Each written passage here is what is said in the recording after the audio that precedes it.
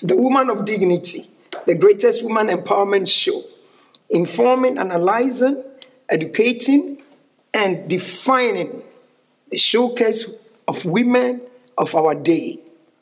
The Woman of Dignity show is about to roll on. I have with me some special guests of honors in the studio. From my immediate right is Lady Marvelyn Vidal. She is a barrister, law lecturer.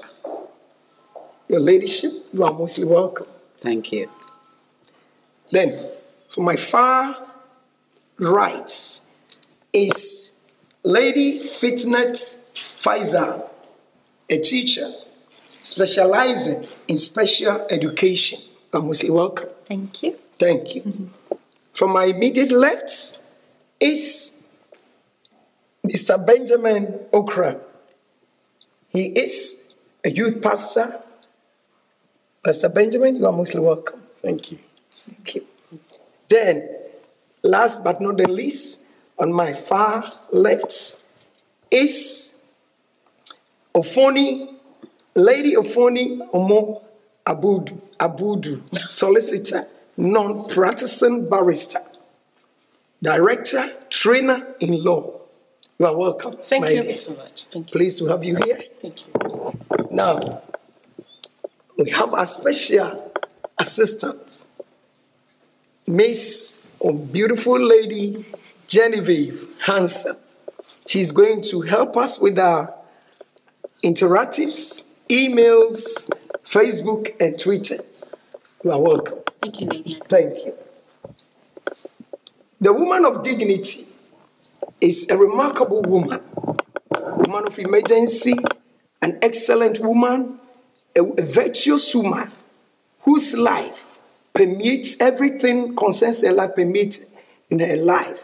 Precious one listening to us. We want you all to join us. Then you can come up with your emails, your Facebook and Twitters. If join in this discussion as we, the Women of Dignity, sit around here. Today, what we're going to discuss is this. The challenges this Woman of Dignity face and her adolescent children or her child. In our society, contemporary society, there are many voices, there are many suggestions, there are many influences, but we want to go into her home, go into her life and see how she copes with these challenges. Back into the studio, we want to throw this question. Some of the challenges they face. First of all, what are some of the challenges these youth face? Have you? I think one of the biggest challenges for the modern youth is to know who they are. What should they be aspiring towards, whether it's education, whether it's creativity. There's a lot of, I think, real problems for youngsters today as to what they should be doing. In our day, we had certain paths which we were more or less expected to take. You became a doctor or you became a lawyer, but you didn't become a footballer, you didn't become a tennis player. And today, there's so much more choices, and it's so much more difficult to know where to channel your energies as a child. As a child. You can add something to it. Yeah, I do agree with what Marvelyn said. I think in terms of who is the child, it's sort of created or carved out by the potential influences from media, particularly. Sometimes we have families where they don't necessarily invest in a nanny who would take the child out or have someone who would be able to give the child other experiences other than what they see on television. And so a lot of what they become is what they have seen on television day in, day out. And it's a very subtle but dominant influence in their lives. And so essentially they grow up wanting to be the footballer or the the singer or the tennis player, because that is what they've been fed a good chunk of their life. And through the media. And a lot of times families are so busy trying to keep ends together. You're working long hours, traveling. In London, some people travel, and it's normal, an hour and a half. And so a lot of times we, without meaning to, we unconsciously neglect our responsibilities as parents. So let's go to Lady Finette. What some of the areas these months? I think I definitely agree with Ofon, and I do feel that the media does play a very significant role into how our children today are brought up. I also believe that the environment also plays a part.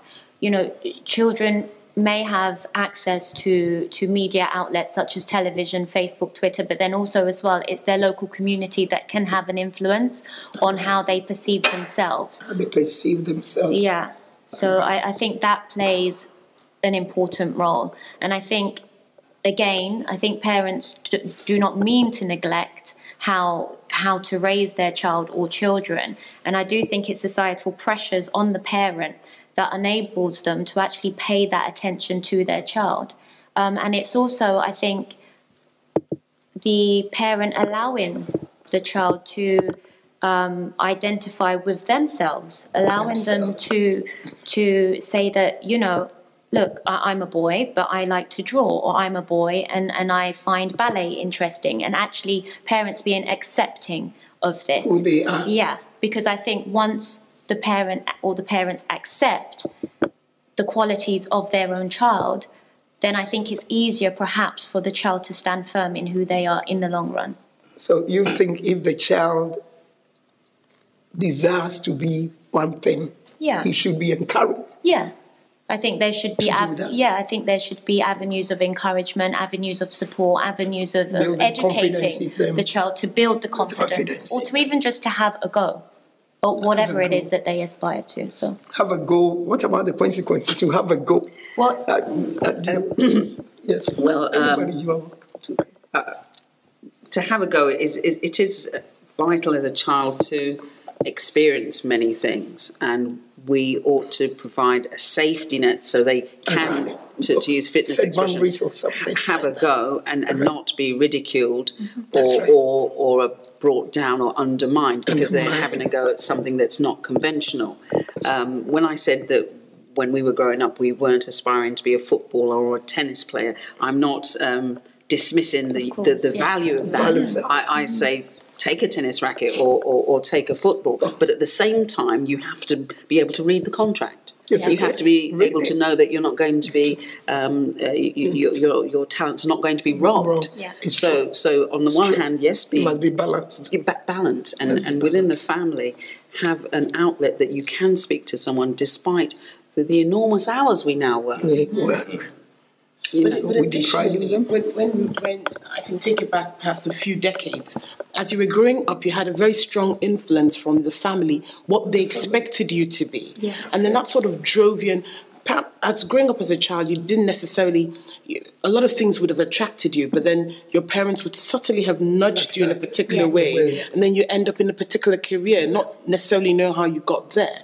But then being open to being a footballer, being a singer, in some cultures, that was unheard of. In fact, they would say you could do that as the second job, but you had to have your first bill-paying job. Almost unacceptable. Exactly. But nowadays, we're losing a bit of a touch with being able to influence the children from home, because we're perhaps not there a lot of the time. And so who is influencing them? What they see, what they hear on the tube, on the train, on the billboards, a lot of things are influencing them. They're influencing them. If you take a child, for instance, you're looking at a young person who is not mature to make decisions for himself or herself. So wherever the person finds himself or herself, he needs somebody to coach him or her. And so hence, if we don't have a coach or a trainer or a parent or a mentor to give that person that kind of guidance and direction, then what will happen is that the person will come at the mercy of what is going on around us. like the media, peer pressure, when other things are exposed to them. So you could see that in this generation, young people have a problem with the identity because people that are meant to mentor them and to train them to know who they are, we cannot get those people. And the parents that are supposed to be doing that, like you just said, most of them are working. Other activities have taken them from home. So what they should be doing, they are not able to do it.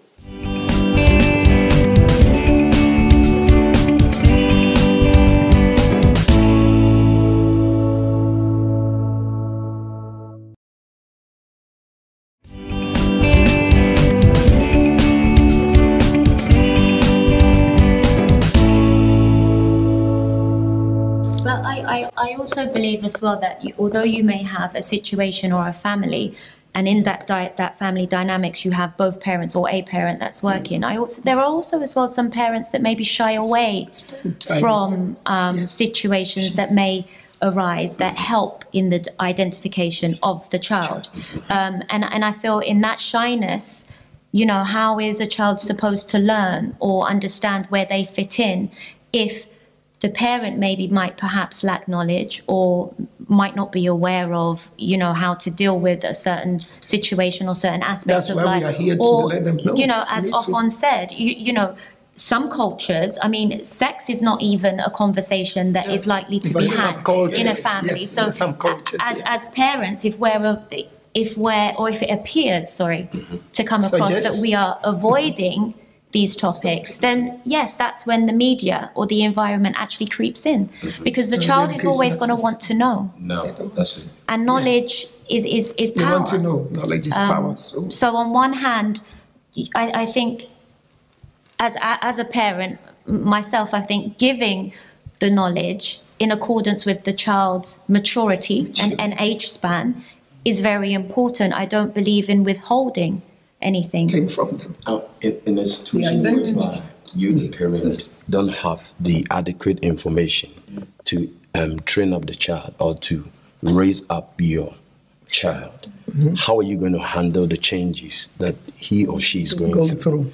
Suppose he's an adult with one teenager, and apparently she said to me she's been looking forward for her mom to talk to her about puberty and the changes, and the mom had not done that.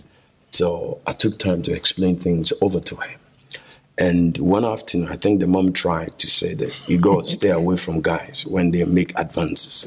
She said to the mom, it's too late. It's too late because somebody has told me. We should start from a very tender age to teach them all this, to train them. And the point she was making was that the mom was not confident and was ignorant about that kind of particular topic.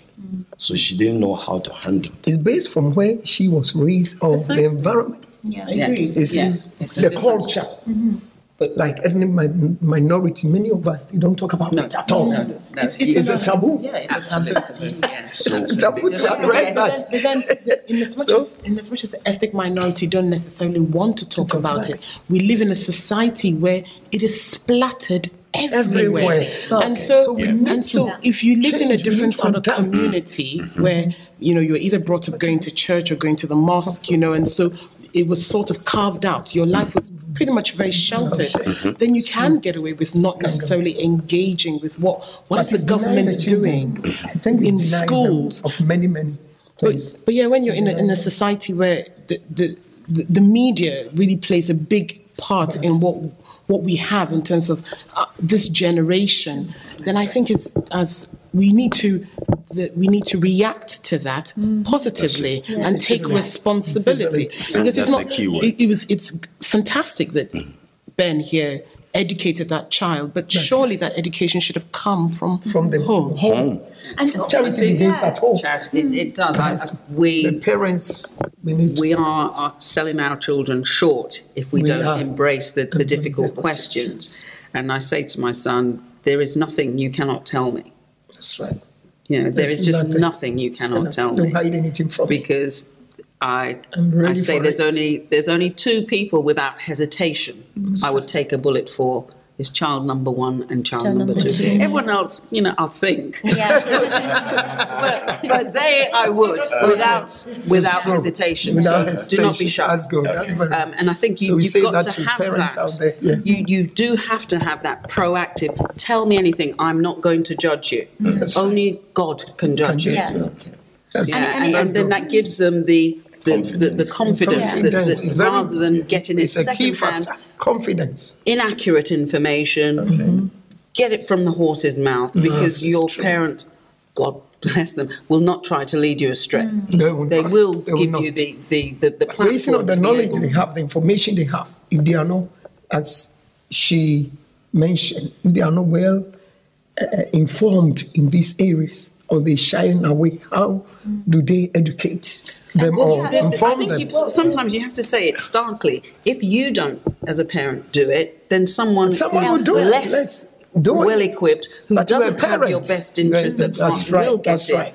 Exceptionally, you'll have someone like exploit your child, who will say, well, some are there to exploit the child. But if you're not fortunate, if you're unfortunate and you pick the wrong person to acquire information from, it's a slippery slope, and it's very difficult, because Ofonime and Fitnet has mentioned the media, but we have much more avenues to get information now. More. And a lot of it we're not in control of. Yeah. You buy your child a gift for educational purposes, and before you become more it's a social. good. Yes, you can arrange everything by the internet. You don't need 10 pence. You don't need money necessarily to contact people. You have the internet connection. So how do you then help those parents that are handicapped in doing that? For the handicapped parents, I think it's being, if they had an awareness that there was a deficiency in their knowledge, in your community, the able women or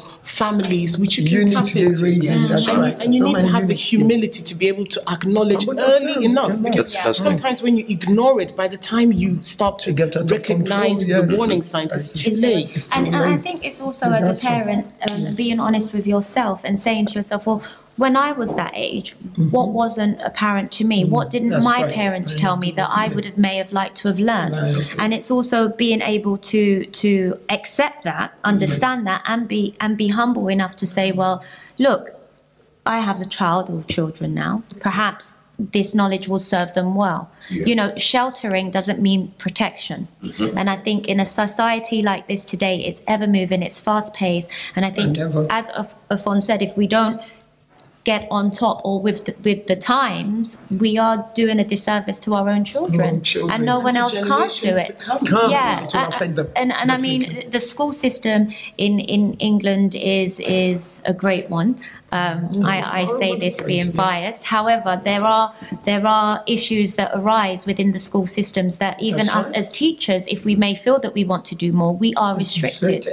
There's only so far that we can go. So there's a lot of the information to do around sex, and I use the example of sex education. It's very generic.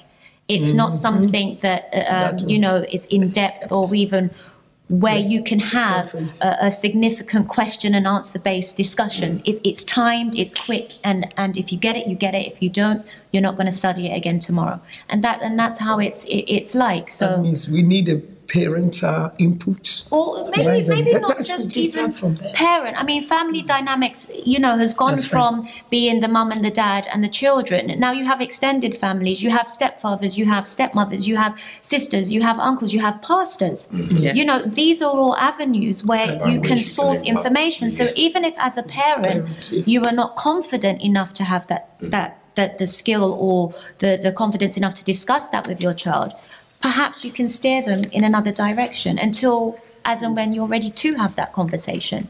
I think there's no harm in allowing extended family members or, very important role models to come in to help with the upbringing of your child or children.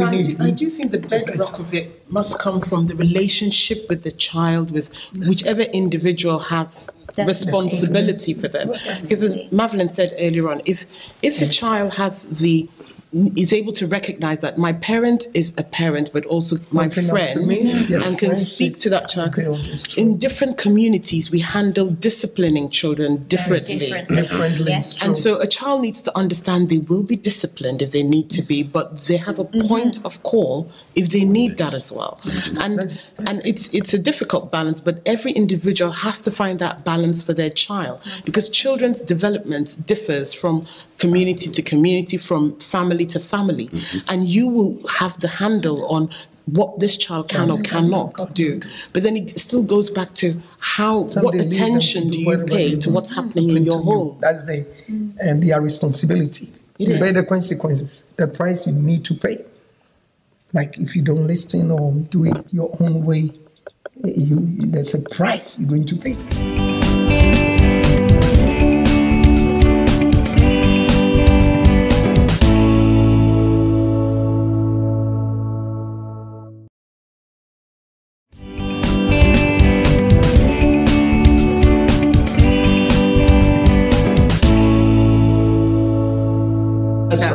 Let's go to Lady Genevieve.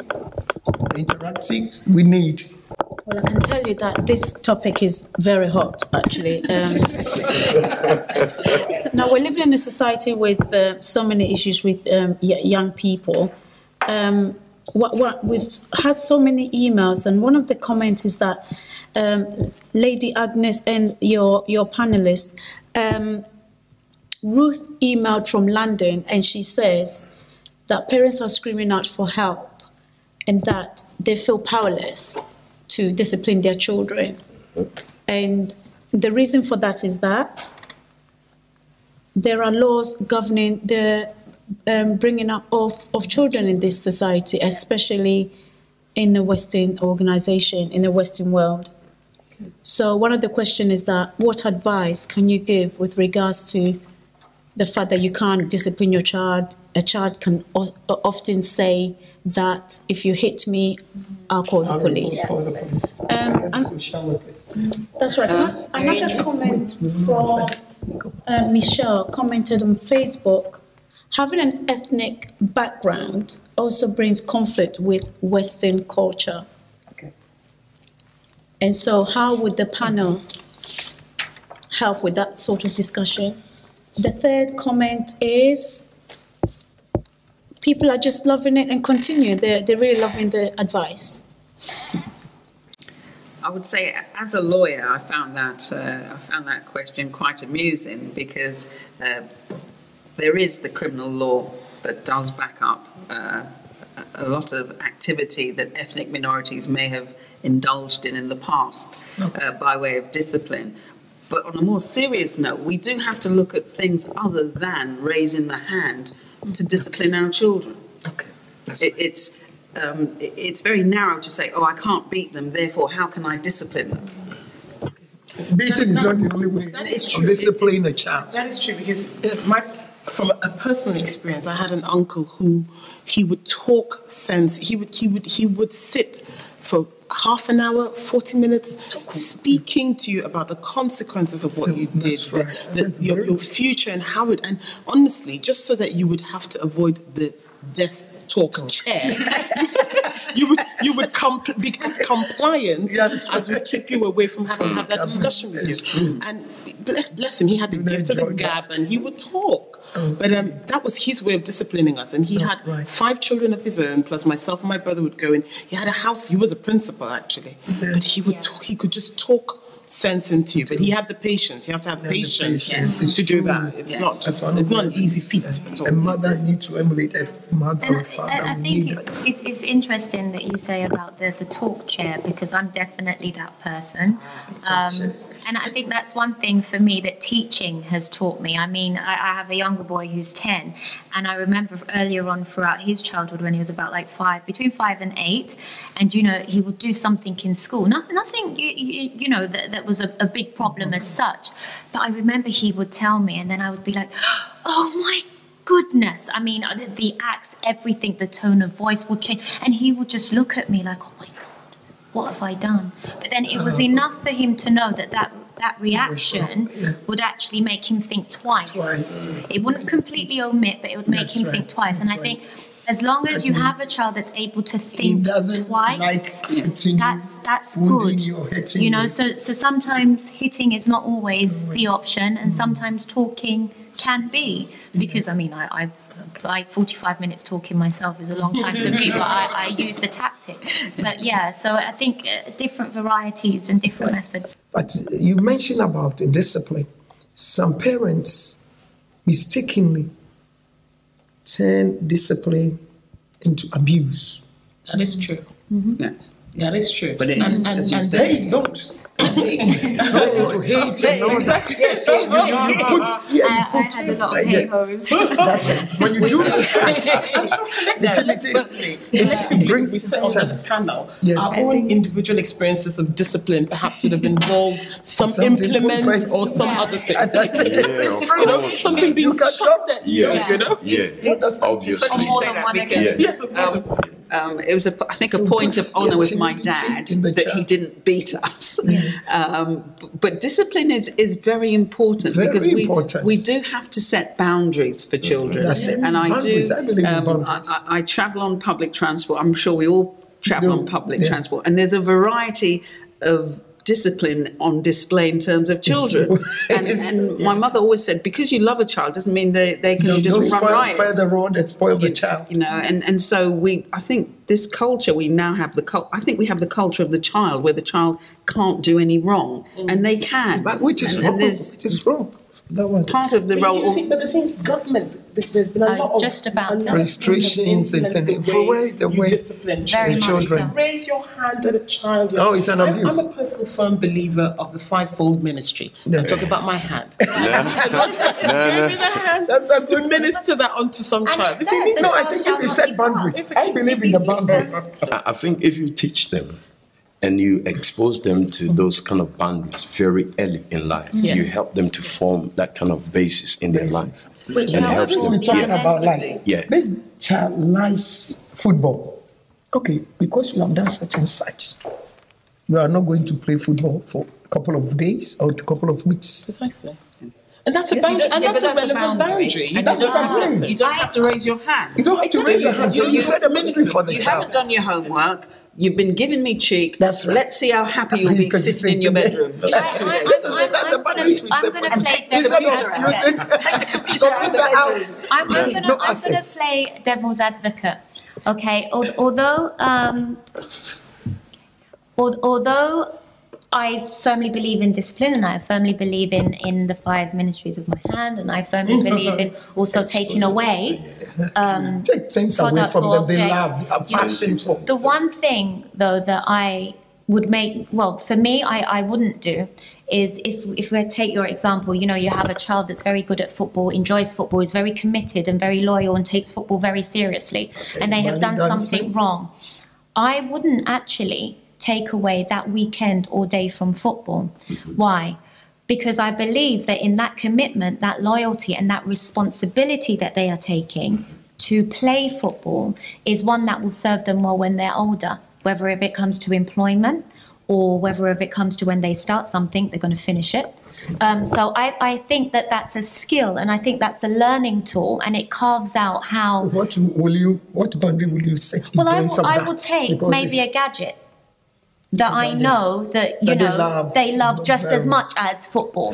But to me, the fact that I'm seeing, and I have two boys, my son's committed to something that they enjoy doing. You know, I rarely have to remind them about, you know, socks or football trainers or this and that. Then I feel that they are actually being responsible in doing something that they enjoy. So why then would I say, well, no, you can't do that? But then, you know, there's another aspect. That's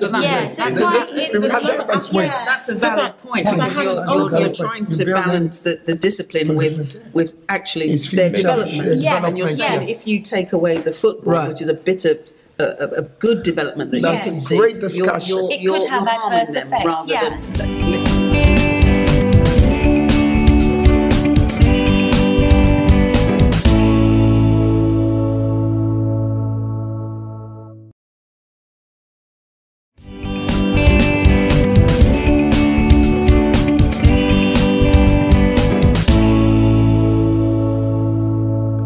to Lady Genevieve to help us with the interactive emails, and I'll just read out a couple of comments actually. Matthew has 2 boys, and more or less he was having a few problems with these 2 boys, but the comments that have come from the panel has really helped him. So he's going to go away and take some of those ideas. Esther tweets from Holland. Her daughter was about to join a gang, but after speaking to you guys, the panel, she's going to sit her daughter down and take up some of the advice that you've been giving. Share with her. Yeah, and finally, Brenda tweeted from London, Islington, and she's basically saying that her mother instilled confidence in her right from the beginning, and she's very proud of being who she is. She's of an African descent, and no matter where she goes in the world, she knows who she is. So That's great. Thank you very much. Can we have your final thoughts? Final thoughts. The general discussion. On the general discussion. I remember growing up as a child, quite young, my dad would always tell me that my name was Ofonime Nsebo Omo. I was from a particular clan, from a particular village, but, and he would make me repeat it. And I just thought my dad was absolutely balmy at that point. But I have to say, he was subtly giving me an impression of who I am, where I hail from, and the fact that my grandfather had 2 wives, and he gave me a history of the background from which he came, and I'm truly grateful to him for that. In as much as at that point I didn't see the point of it, I grow up and I've had that knowledge which I take and I will pass on, because the mantle is now in my hand to pass on to the next generation. So my final thought would be proud of who you are. Born in the UK, born wherever it is we are, but be proud of our heritage. Heritage is good. I think my final thought would be open. Like you said, you can tell me anything, and even if they don't tell you straight away, repetition is key. Just allow them to hear you say that all the time. And I think for those children that have made mistakes in the past, whether it be in schools or affiliated with the wrong group of friends or have suffered peer pressure, it's okay, but it's learning from that. Learning must take place. It's okay to make mistakes, but learn from them. And again, I think find that person who you can approach and speak to them, if not your parent, and parents get educated. Thank you. Finally, I'm just saying these words to the young people out there. I believe that there are parents and other mentors out there who are willing to help you. So whatever challenge you're facing, I just want to encourage you that just open up to them and share with them, and they will be willing to help you. Thank you. Thank you very much. Thank you. I think everyone said it all, but I would end by endorsing everything that other panel members have said. I would hope that people who are watching do get something out of it, because it is not easy being a parent. As Fitness said, that there isn't really a manual that covers it, but you do have to try to have some confidence in your own ability, and if you do not feel able, there's always an uncle, an aunt, a cousin that child really loves. Get them involved. Yeah. Okay. Thank you very much. We thank you all for joining us today. For my immediate right, Lady Marvelyn Vidal, thank you very much. A barrister, a law lecturer, thank you very much. Thank you. I appreciate your time spent with us. From my far end is Lady Fitney Faisal. Thank you very much for your input. It's been awesome having you here. And then immediate left, Pastor Benjamin Okra. Thank you very much for being with us, sharing these golden nuggets with us. And going to